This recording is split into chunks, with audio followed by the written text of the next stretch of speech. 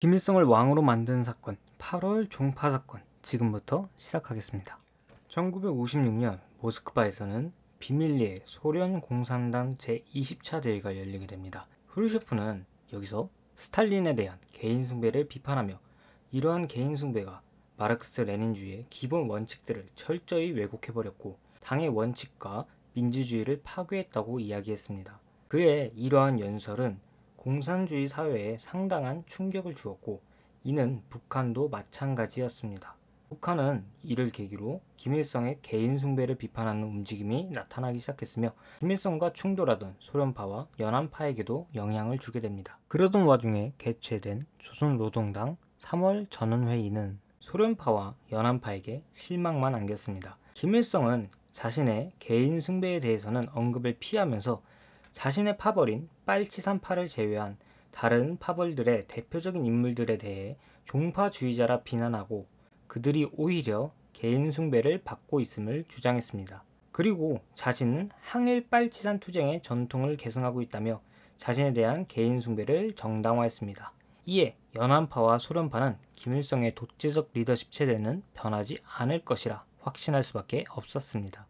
동시에 3월 전원회의의 중앙기관 선거 이후 김일성파인 빨치산파와 연합파, 소련파가 세력연합을 구성해서 전국을 이끌어왔던 기존 구조가 파괴되고 친김일성파의 인물들이 중앙기관을 장악하게 됐고 북한의 전국은 김일성의 단일 지도체계로 넘어가는 모습을 띠게 되었습니다. 이에 연안파와 소련파는 좌절함은 물론 자신들의 설 자리가 더 이상 있지 않다는 불안감을 느끼게 됐습니다. 그런 와중 김일성은 북한 정부를 대표하여 해외 순방을 시작했습니다.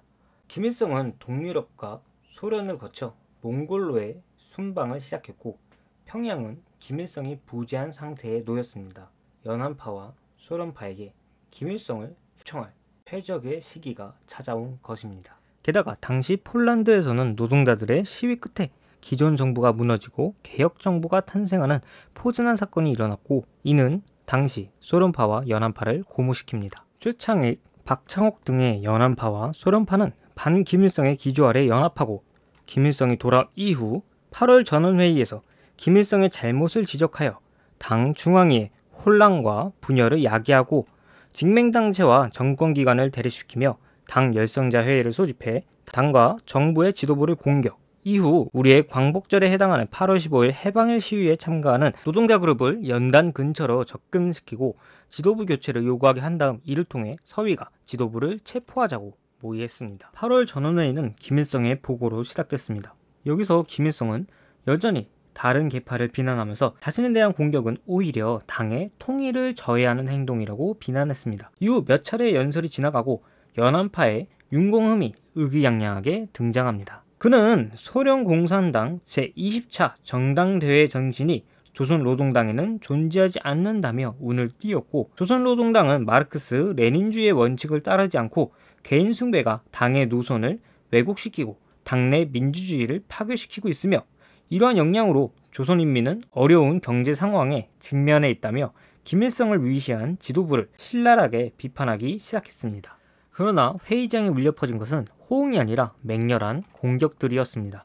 같은 연안파의 대표적 인물이었던 최창익도 이러한 분위기를 이기지 못하고 그를 돕지 못했습니다. 윤공흠의 연설 중단으로 오전 회의가 끝나고 오후 회의에서는 윤공흠에 대한 비난이 계속해서 이어졌으며 김일성은 반당파가 지도부를 무너뜨리고 권력을 잡고자 한다고 이야기했습니다.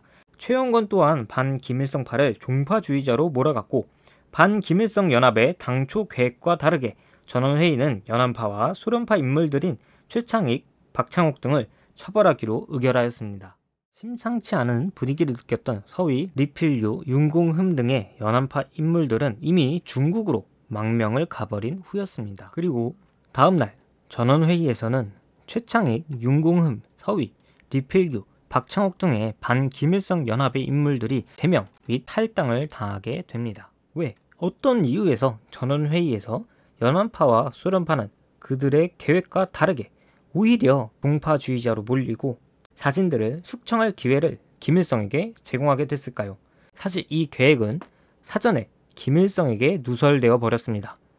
사전에 계획을 파악한 김일성의 측근은 8월 전원회의를 8월 2일에서 30일로 최대한 연기시키며 이에 대응할 시간을 벌었고, 전원회의가 열리기 전에 연안파와 소련파에서 어떤 문제를 제기하고자 하는지 미리 파악을 해놨습니다. 이후 소련파와 연안파의 지지자들을 와해시키고자 김일성의 측근들은 그들에게 참여를 하지 말 것을 권유하거나 협박했고, 8월 전원회의 전날에는 당 지도부에 대해 비판하는 자들은 모두 출당 처리해버릴 것이라며 그들을 겁박했습니다. 8월 전원회의에서 피바람이 불고 김일성 측은 8월 종파 사건에 관련된 인물들을 종파주의자로 몰면서 탄압하기 시작했습니다. 하지만 소련이 이를 가만두고 보지는 않았습니다. 이러한 김일성의 행동은 스탈린의 독재를 비판했던 자신들의 20차 회의를 완전히 배반하는 행위였고, 소련 주재 북한 대사인 리상조의 설득 끝에 소련 공산당은 중국 공산당을 끌어들여 북한 전국에 직접적으로 개입하기 시작했습니다. 미코양과 펑더화이를 대표로 하는 소련 공산당과 중국 공산당의 공동대표단은 1956년 9월 19일에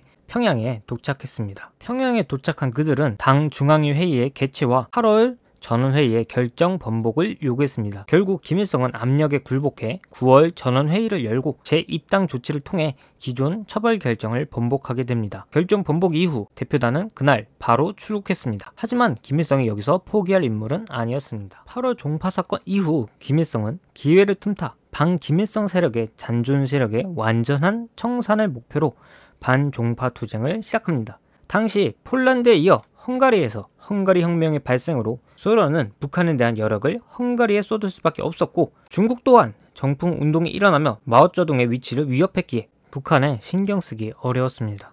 김일성에게는 최적의 시기가 찾아온 것입니다. 하지만 그럼에도 불구하고 소련은 계속해서 김일성의 개인 숭배 문제에 관심을 가지고 집단 지도 체제로의 복귀를 요구하고 있었습니다. 그러나 소련에서 흐르쇼프를 축출하고자 하는 시도가 벌어지고 주동자들을 반체제 인물이라 처벌하면서 소련은 김일성의 개인 숭배를 막을 명분을 잃게 되고, 오히려 김일성은 자신을 반대하는 인물을 반체제 인물로 몰아 찍어누를 명분이 생겨버리게 됩니다. 그러던 와중 중국에서는 8월 종파 사건의 간섭을 사과하며 북한에 주둔하던 중국인민지원군을 완전히 철군하면서 김일성에게는 더더욱 기회의 장이 마련되게 됩니다. 이러한 기회를 이용해 김일성은 8월 종파 사건의 주모자들에 대해 반당적, 반혁명적, 사대주의적 인물이라는 비판을 가하기 시작했고, 종파 사건 관련자에 대한 본격적인 조사에 착수해 잔존 세력을 완전히 색출해내고자 했습니다. 특히나 9월 전원회의의 결정이 다시 57년 12월 확대 전원회의에서 부정되면서 반대파 탄압은 공식적으로 승인되고 당과 국가에 의해 공식적으로 진행되게 됩니다. 김일성은 이 과정 속에서 정부 권력에 집중했던 이전과 달리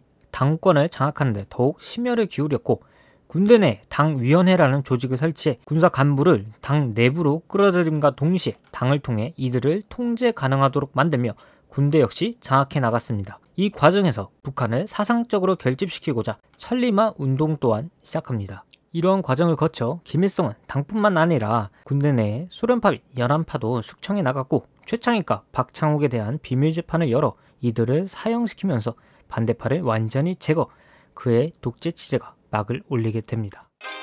사실 아직 김일성의 독재 체제는 완성되지는 못했습니다.